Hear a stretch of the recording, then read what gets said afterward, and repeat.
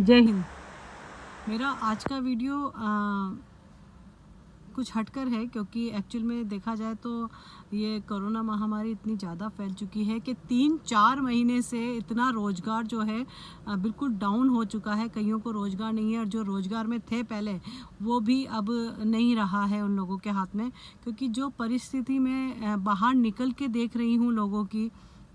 अब जैसे हम लोग बाहर निकलते हैं तो सिग्नल पे जो बच्चे या जो भी लोग होते हैं मांगने वाले, आज आज ये सिचुएशन बन चुकी है कि आप उन्हें पैसा मत दो भलाई, लेकिन उनको अगर कोई खाने की चीज़ या कुछ हम राशन वगैरह अगर उसको दिलवा देते हैं तो वो उसमें भी सेटिस्फाई हो जाते हैं। यानी कहीं ना कहीं बहुत ज़्यादा प्रॉब्लम्स इस महामारी को देखते हुए आ चुकी है।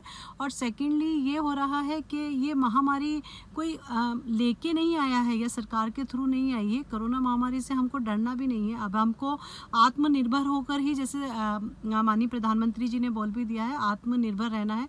आत्मनिर्भर का मतलब उन्होंने यही बताया है कि आप अपने आप के खुद की सेफ्टी लेके बाहर निकलें, मास्क लगा के निकलें और सैनिटाइज करके निकलें या ग्लव्स पहन के निकलें। अब जैसे मैं गाड़ी में रहती हूँ तो जब गाड़ी से बाहर निकलते हैं तो मास्क लगा लेती हूँ एंड सैनिटाइज कर लेती हूँ हाथों को, और वो मैं ग्लव्स भी पहन के निकलती हूँ। मात्र 1 या 2 लोगों से मैं डिस्टेंस में मिलती हूँ, वो भी काफ़ी दूरी पे खड़े रहते हैं। ज़्यादा लोगों से मिलना मिलाना नहीं होता है। उससे क्या होगा कि वो बढ़ेगा नहीं।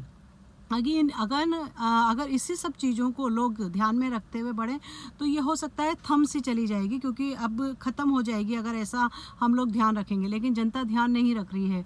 रोज़गार का कहीं ना कहीं अगर देखा जाए तो हम ही जिम्मेदार होते हैं।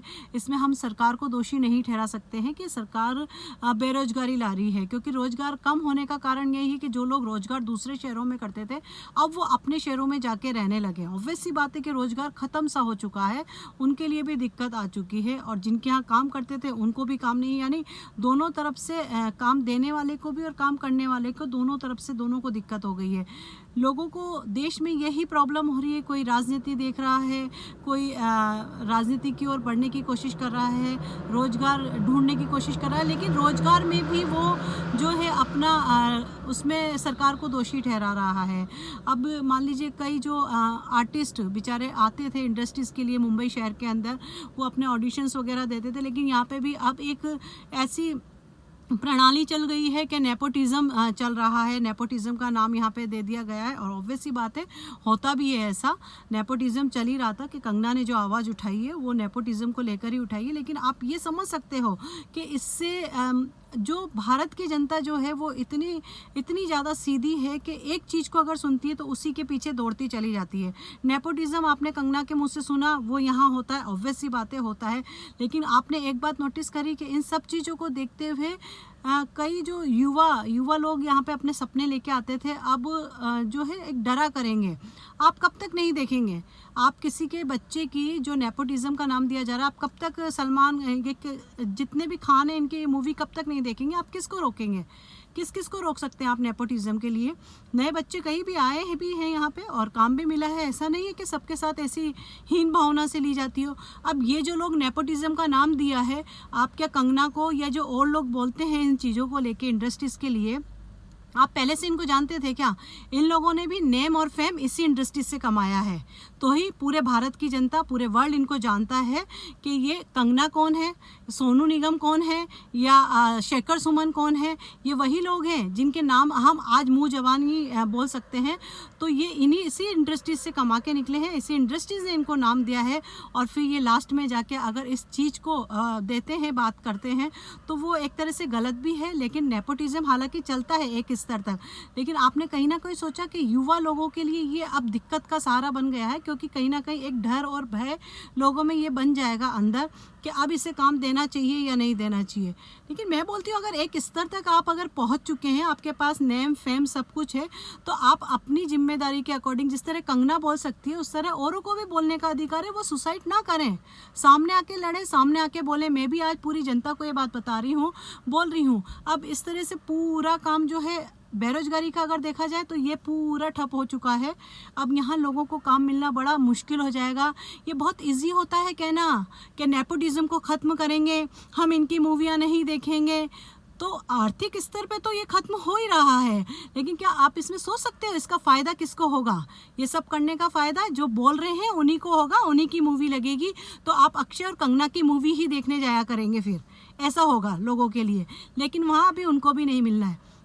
तो एक मोटी सी बात यहाँ पे आप गौर कीजिए कि जिन लोगों के पीछे आप दौड़ लगाते हैं, जिन लोगों की बात पे आप वाह-वाही करते हैं, जिन लोगों की बात पे हाँ जी करते हैं, उन लोगों को अगर आज कंगना अगर इस नेपोटिज़्म को लेके बोलती है या कोई भी बोलता है, तो हम उसको उसी वजह से जानते हैं कि वो उस इंडस्ट्रीज़ की है, एक अभिनेत्री है, वो उसी वहाँ से निकली हुई है। इसलिए आज आप सब लोग उसको फॉलो करते हो, उसकी बात को सुनते हो। क्यों सुनते हैं हम? जब उन्होंने वहाँ से नाम कमाया तब वो क्यों नहीं बोली? क्योंकि उनका स्ट्रगल का टाइम था। हुआ उनके साथ भी है, वो बोलती है ये बात, हुआ उनके साथ भी है। लेकिन जब उनकी ज़बान नहीं खुली क्योंकि इंडस्ट्रीज़ की उनको ज़रूरत थी, उनको काम चाहिए था। अब वो पूरी तरीके से कमा के बैठ चुकी हैं। दूसरे जो युवा बच्चे हैं, युवा लोग हैं, वो आते हैं, उन्होंने सुशांत सिंह को एक मुद्दा बना लिया है। वहीं पे जिया खान की भी सुसाइड हुई है, लेकिन उन्होंने जिया खान के लिए नहीं बोला क्योंकि उसकी मम्मी जिंदा है उसके लिए बोलने के लिए अभी, तो जिया खान के लिए उन्होंने नहीं बोला है ये बात। फिर सुशांत सिंह तो मर चुका है ना, सुशांत सिंह ने सुसाइड कर लिया है। तो यहाँ यानी कुल मिला के मरे पे राजनीति करते हैं लोग, यही हुआ ना, क्योंकि अब वो सबूत देने वाला बंदा नहीं रहा सामने। तो कहीं ना कहीं आप लोग खुद अपना दिमाग लगा के सोचिए, आपको अगर रोजगार नहीं मिल पा रहा है तो आप उन्हीं बातों को फॉलो कर रहे हैं जो बोल रहे हैं लोग, तो वो कोई इतने समझदार नहीं है, ऊपर से कोई गुट्टी पी के नहीं आए हैं वो लोग। आप वही काम कीजिए जो आपको इस्टेब्लिश लगता है, आपके पैरों पे कुल्हाड़ी ना पड़े, ऐसा काम कीजिए। आप अपने घर परिवार को पाल सकें, ऐसे लोगों के साथ रहिए, ऐसे लोगों को फॉलो कीजिए, और कि जिससे आपको रोजगार मिल सके आगे जाके, कि हम रुके नहीं किसी की वजह से। किसी को क्यों, आपके साथ थोड़ी ना बुरा हुआ है, सुशांत सिंह के साथ हुआ है, उसका सीबीआई जांच चल रही है, अब इन्वेस्टिगेशन होगा तो सबको सज़ा मिलेगी जो भी सामने आएगा। ना तो हमने फ़ोन सुने हैं ना आपने फ़ोन सुने, केवल हम सुनी सुनाई बातों पे ही हमने बातें की हैं। तो कुल मिला के यहाँ रोजगार की दिक्कतें सभी ने पैदा कर दी है अपनी अपनी राजनीति करने के चक्कर में।